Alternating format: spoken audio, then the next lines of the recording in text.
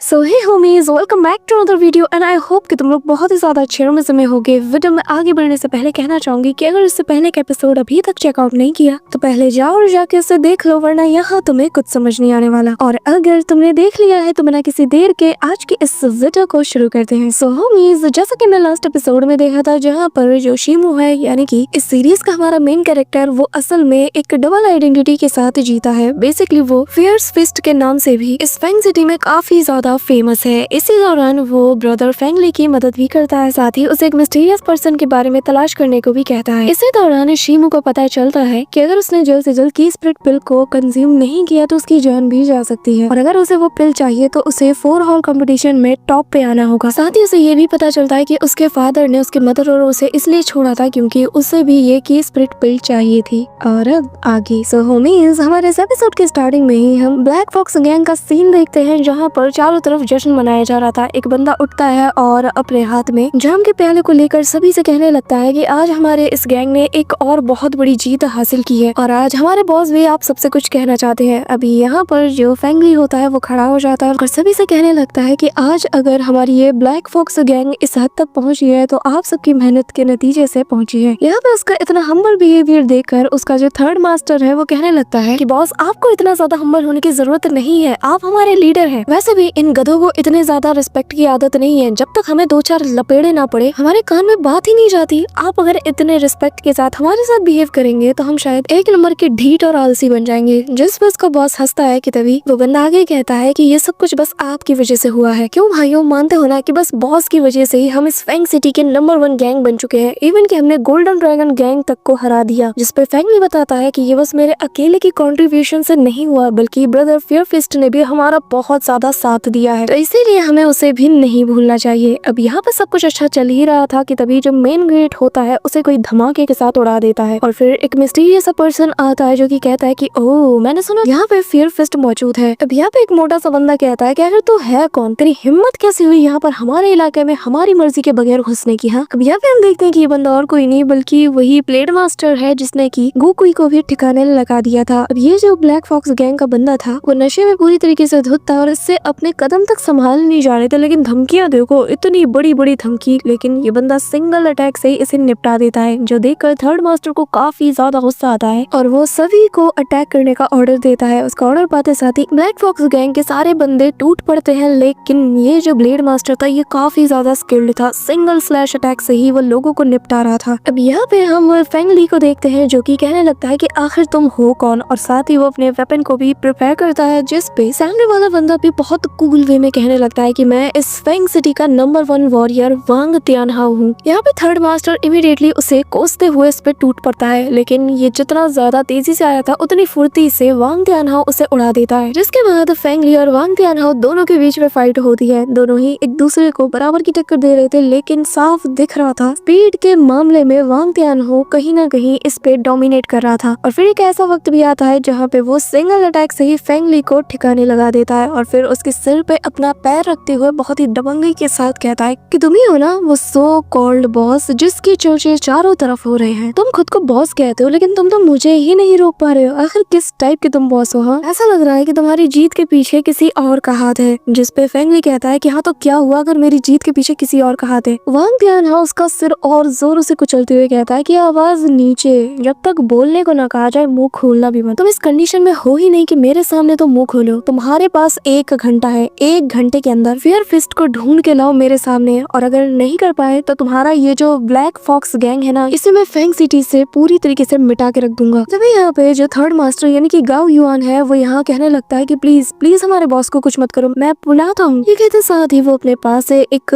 तलिस्मान को बाहर निकालता है जिसपे वो कुछ हैंड साइंस को बनाता है और साथ ही उसे जैसे एक्टिवेट करता है तो वो यहाँ पर एक ब्लैक बैट में कन्वर्ट हो जाता है और ये जो बैट था ये उड़ते हुए सीधा फियर फिस्ट की तरफ जाने लगता है, यानी कि शिमू की तरफ। वहीं दूसरी तरफ हम शिमू को उसके रेजिडेंट में देखते हैं जो कि अभी भी कंफ्यूज था कि यार आखिर मेरे पास इतने सारे पैसे आएंगे कैसे। एक एक पाई मैंने जोड़ लिया, लेकिन मेरे पास अभी भी इतना ज्यादा पैसा नहीं है कि मैं उस आयरन मेथड के लिए हर्ब्स को बाय कर सकूं। वैसे तुम लोगों ने कभी सोचा है कि अगर हमारी ये पूरी दुनिया मान लो दोंगवा वर्ल्ड की होती तो तुम क्या बनते? मैं तो ये जो हर्ब्स होते हैं ना, ये जितने भी रेयर हर्ब्स होते हैं इनकी पूरी खेती करती और ऐसे माला माल हो जाती। लिटरली हर दुंगवा में बस ये हर्ब्स चाहिए वो हर्ब्स चाहिए।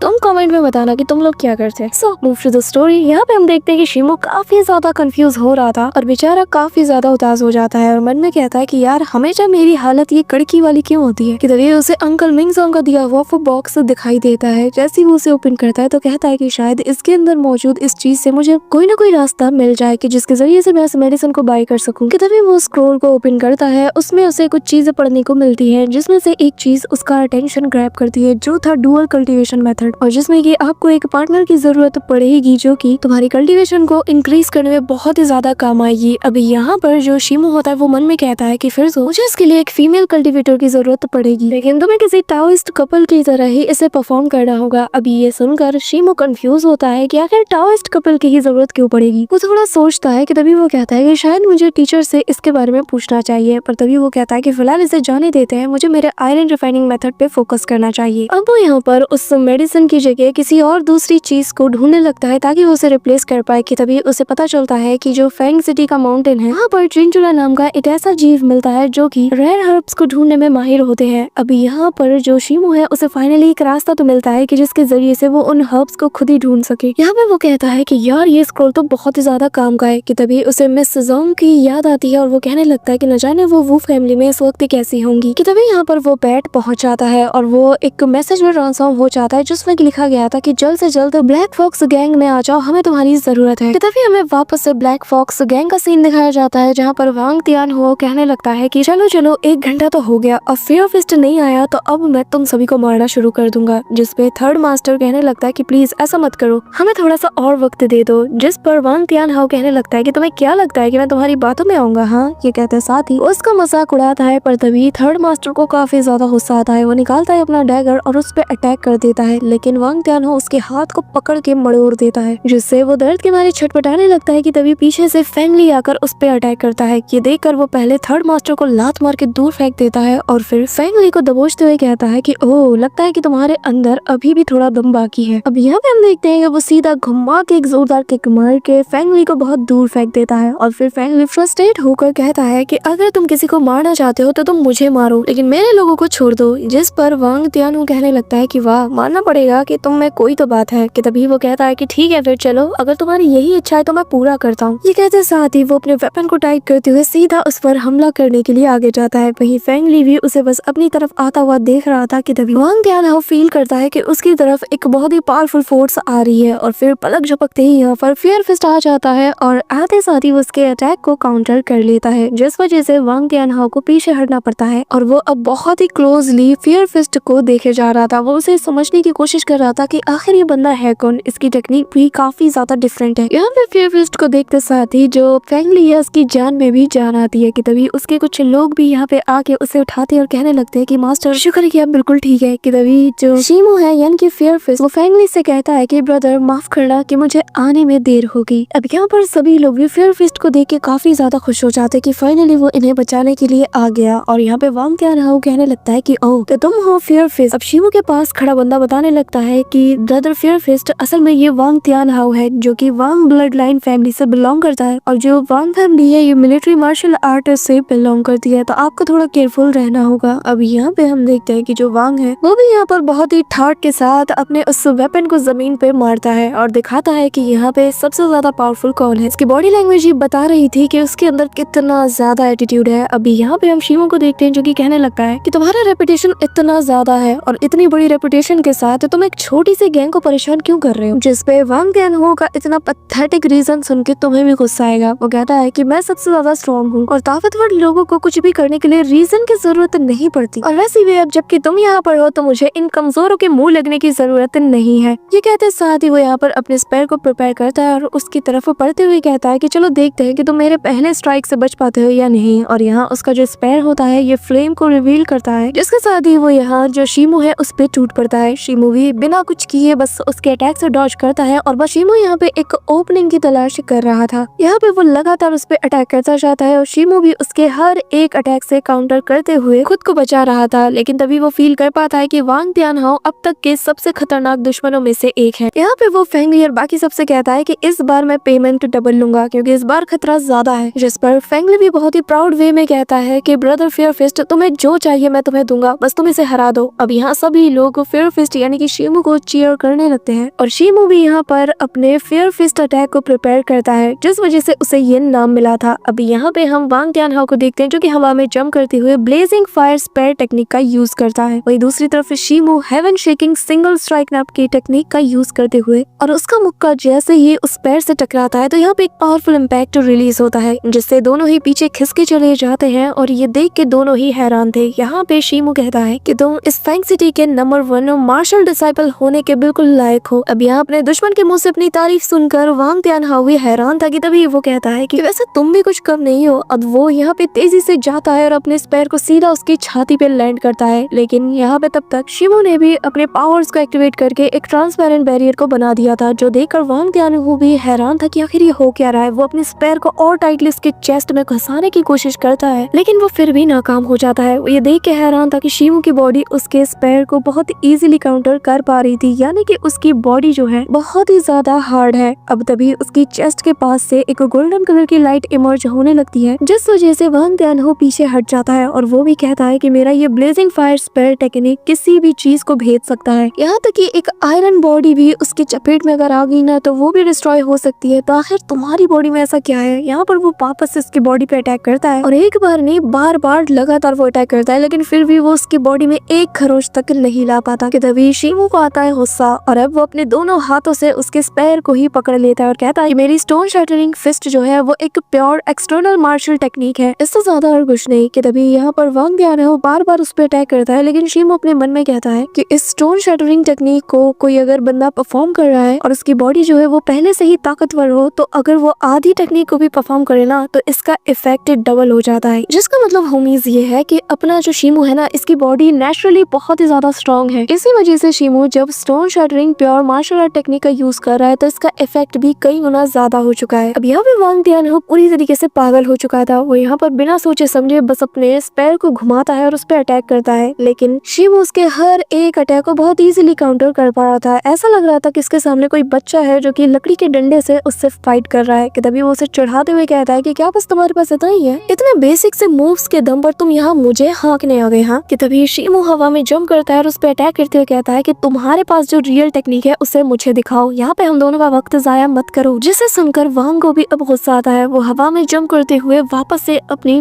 बर्निंग फ्लेम स्पेयर टेक्निक का यूज करता है और तेजी से शीमू की तरफ बढ़ता है, लेकिन शीमू उसके स्पेयर को अपने दोनों हाथों से रोकता है। वांग तियानहाओ हैरानी के साथ कहता है कि मैंने आज तक इतनी इनक्रेडिबल स्ट्रेंथ वाले पर्सन को नहीं देखा। और अगले ही पल शीमू उसके स्पेयर को उसके हाथ से खींच के बहुत दूर फेंक देता है, जिसके बाद वो अपनी 2 फिंगर्स को पॉइंट करते हुए वांग तियानहाओ की तरफ बढ़ता है और यहाँ तियानहाओ उसे अपनी तरफ आता हुआ देखकर पैनिक करता है और बस उसके हर एक अटैक से डॉज करने की कोशिश करता है, क्योंकि इस वक्त उसके हाथ में उसका वेपन नहीं है। वह यहाँ पे कहने लगता है कि इसकी टेक्निक बहुत ही ज्यादा पावरफुल है, मैं इससे क्लोज कॉम्बैट में तो इंगेज नहीं हो सकता। कि तभी वो बचते बचाते अपने स्पेयर के पास पहुंच जाता है। ये देखकर शीमू से कहता है कि क्या हुआ, भाग रहे हो? जिस पे वो बंदा हंसता है और कहने लगता है कि अगर मैं अपनी पूरी की पूरी बर्निंग फायर स्पेयर टेक्निक का अगर यूज करूं तो भी मुझे नहीं लगता कि मैं यहाँ पे जीत पाऊंगा या नहीं, लेकिन हाँ अगर मैं 2 या 3 महीने के लिए और ज्यादा हार्ड ट्रेनिंग करूँ तब शायद मामला कुछ और हो सकता है। ये कहते साथ ही वो अपने पास से पैसों का एक बैग बाहर निकालता है और सीधा फेंग ली की तरफ थ्रो करता है, जो देखकर फेंग ली कहता है कि आखिर इसका क्या मतलब है। जिस पे वांग तियानहाओ कहने लगता है कि इसे मेरी तरफ से एक छोटा सा गिफ्ट समझो और इसे तुम अपने और अपने भाइयों के लिए दवाइयाँ खरीद लेना ताकि इनकी इंजरीज हील हो सके। और इतना कह के वो यहाँ से चला जाता है, जो देखकर थर्ड मास्टर कहता है कि क्या ये एक नंबर का बेवकूफ है, मतलब यहाँ पे खुद लड़ने आता है फिर हमें पैसे दे के भी चला जाता है और कहता है कि अपनी इंजरीज हील करो। वहीं दूसरी तरफ हम यहाँ शीमू को देखते हैं जहाँ पे इतनी ज्यादा मार्शल आर्ट्स का यूज करने की वजह से उसकी हालत खराब हो रही थी और वो कहता है कि अगर ये थोड़ी देर और इस फाइट को कंटिन्यू करता तो शायद मेरी हालत भी बहुत ज्यादा खराब हो जाती। कि तभी सीन शिफ्ट होता है और हमें वो रेजिडेंट का सीन दिखाया जाता है जहाँ पे हम मिसेस जोंग को देखते हैं, जहाँ पे वो अपने अंकल वू से हाल चाल पूछने के लिए आई थी। जिसपे यहाँ पे इसका अंकल कहता है कि इतनी ज्यादा फॉर्मेलिटीज निभाने की जरूरत नहीं है, हम दोनों ही फैमिली एक दूसरे के काफी ज्यादा अच्छे दोस्त हैं और अब तक तुम वो फैमिली की डॉटर इन लॉ हो, तो इसलिए इतना ज्यादा फॉर्मल होने की जरूरत नहीं है। ये कहते साथ ही वो उसे आगे आने के लिए कहता है। अब मिस जोंग जाके बैठ जाती है कि तभी वो कहने लगती है कि अंकल वू, मैं जानती हूँ कि मेरी फैमिली बहुत बुरे वक्त से गुजर रही है और मुझे लगता है कि मैं वो फैमिली के जो यंग मास्टर हैं उनके लायक नहीं हूँ, तो अंकल वू अगर आप इस एंगेजमेंट को तोड़ना चाहते हैं तो प्लीज मुझे साफ साफ बता दीजिए, मैं समझ सकती हूँ। तभी यहाँ पे एक सर्वेंट भी उसे चाय पानी देने के लिए आती है और वो भी इनकी बातें बहुत क्लोजली ऑब्जर्व कर रही थी। कि तभी अंकल वो बताने लगते हैं कि असल में तुम कुछ ज्यादा ही सोच रही हो, मैं ऐसा कुछ भी प्लान नहीं कर रहा। तुम्हारी जैसी एक एलिगेंट लेडी जो कि बहुत ही अच्छी फैमिली से बिलोंग करती है, जिसका बैकग्राउंड इतना अच्छा हो, हमें बिल्कुल ऐसी ही लेडी चाहिए हमारी यंग मास्टर के लिए। वो तो बस हमने अभी तक शादी का दिन फिक्स नहीं किया है। जो सुन के जो मिस सुजोंग है वो थोड़ी अपसेट हो जाती है कि तभी यहाँ पे अंकल वो आगे बताने लगते हैं कि चिंता मत करो, मैं बहुत ही जल्द शादी की डेट फिक्स करने वाला हूँ, और वैसे भी वो फैमिली ऑलरेडी इस मैरिज के लिए अग्री हो चुकी है और हम बहुत ही जल्द एक सर्टेन अरेंजमेंट को तुम्हारे लिए फिक्स करने वाले हैं। जो सुनकर मिस सुजोंग कहती है कि ठीक है फिर अंकल वो मैं यहाँ से जाती हूँ और अब मैं आपको डिस्टर्ब नहीं करूंगी। ये कहते साथ ही वो यहाँ से चली जाती है कि तभी उसके जाने के बाद यहाँ पे वो ये आता है जो कि असल में वो फैमिली का यंग मास्टर है और जिसकी कल्टीवेशन बॉडी रिफाइनिंग के 10वें स्टेज पे है। और वो यहाँ पर आते साथ ही अपने फादर की तरफ देखकर कहता है कि एक बात बताइए, क्या आप वाकई में मुझे उस लड़की से शादी करने दोगे, वो जिसकी फैमिली पूरी तरीके से बर्बाद हो चुकी है, वो लड़की? हाँ। जिसमें उसका फादर कहता है कि तुम्हें थोड़ा सोचना होगा क्योंकि जो जोंग मिंग है वो मेरा पुराना दोस्त था और एक नंबर का बेवकूफ भी, क्योंकि उसने अपनी फैमिली की जो सीक्रेट टेक्निक्स है उन सीक्रेट मैन्यूअर्स को किसी और को दे दिया है और वो हमारे लिए बहुत ही काम की चीज है, इसीलिए हमें थोड़े दिन तक इसे बर्दाश्त करना ही होगा। मुझे खुद इतना गुस्सा आ रहा है कि जोंग मिंग ने अपनी स्टूपिड सी लड़की को हमारे पास भेज दिया जिसके ब्लड लाइन की पावर भी अवेकिन नहीं, या फिर मैं ये बोलूं कि इसके पास कोई ब्लड लाइन ही नहीं। अब यहाँ पे जो उसका बेटा है यानी कि वो कहने लगता है कि पर फादर मैं उससे शादी नहीं करना चाहता, जिस पे इसका फादर कहता है कि चिंता मत करो, सब कुछ वैसा ही होगा, बस ये कि शादी वाले दिन दूल्हा बदल जाएगा। अब ये सुनते साथ ही वो ही होता है, वो इविल स्माइल देते हुए कहता है कि आप जैसा दिमाग तो किसी के पास हो ही नहीं सकता। तभी यहाँ पर उसका फादर कहता है कि रही बात जोंग फैमिली के उस सीक्रेट मैनुअल की, तो उसके लिए मेरे पास अलग से प्लान्स हैं। वही दूसरी तरफ सीन शिफ्ट होता है और हम शीमू को देखते हैं जहाँ पर वो फेयर फिस्ट के भेस में घूम रहा था और वो कहता है कि की सेंसेशन को कॉम्प्रिहेंड करना काफी ज्यादा मुश्किल है और मुझे लगता है कि शायद मुझे जल्द से जल्द उस मिस्टीरियस डुअल कल्टीवेशन मेथड को प्रैक्टिस करना ही होगा। कि तभी यहाँ पर वो अपने ख्यालों में आगे बढ़ ही रहा था कि तभी एक बंदा आता है जो कि उसे कहने लगता है कि आधे महीने के अंदर ही फेयर फिस्ट नाम का एक बंदा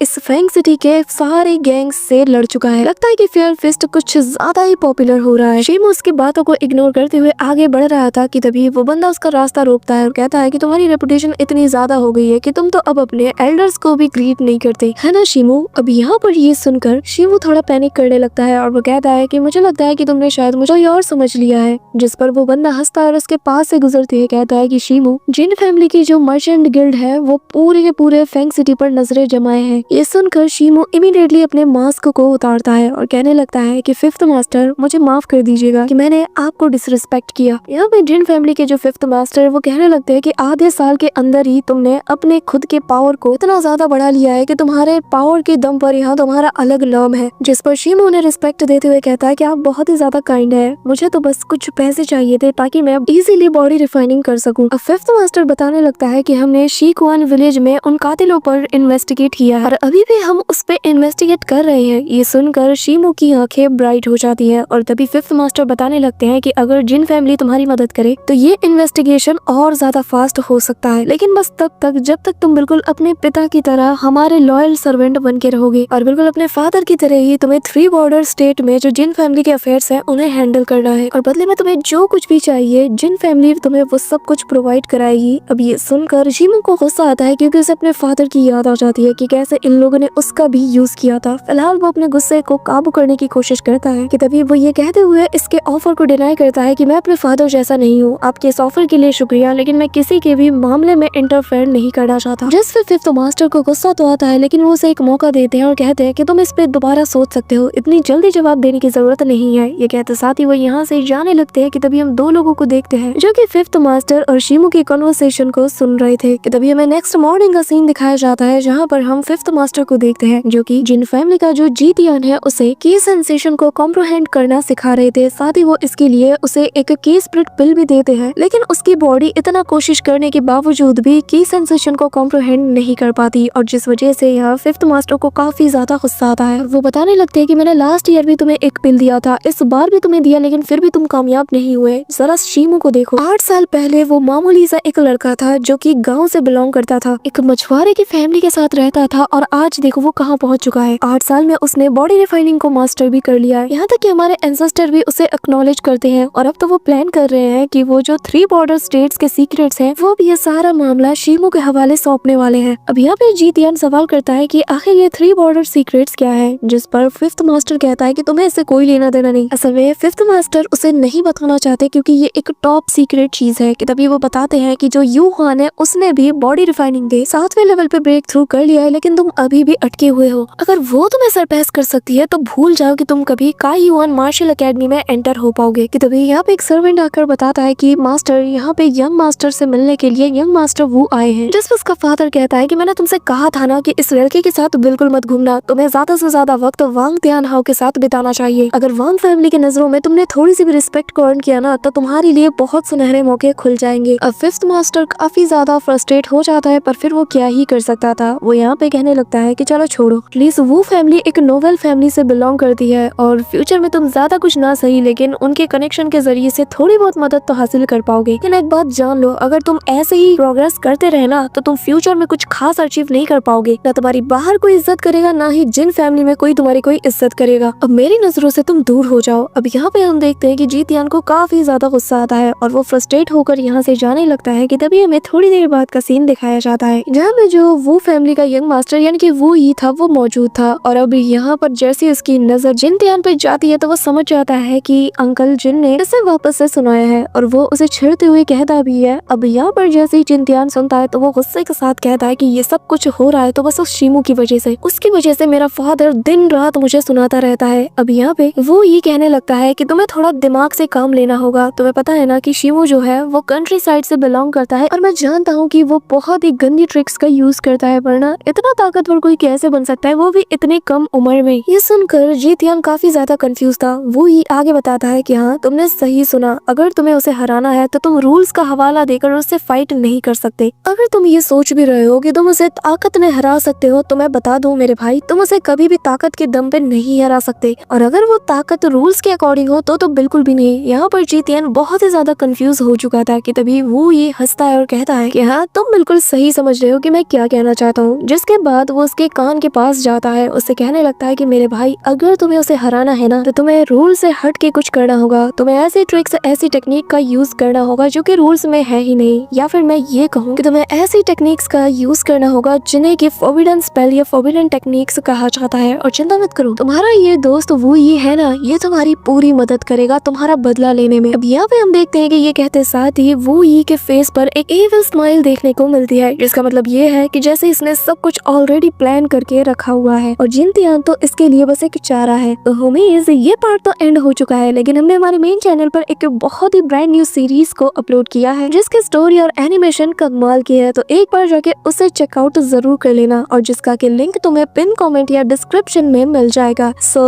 that's it for today guys. I hope कि तुम सबको आज की ये वीडियो काफी ज्यादा पसंद आई होगी। अगर हाँ तो वीडियो को लाइक करना, चैनल पे नए हो तो सब्सक्राइब करना। तो मिलते हैं नेक्स्ट वीडियो में, तब तक के लिए बाय।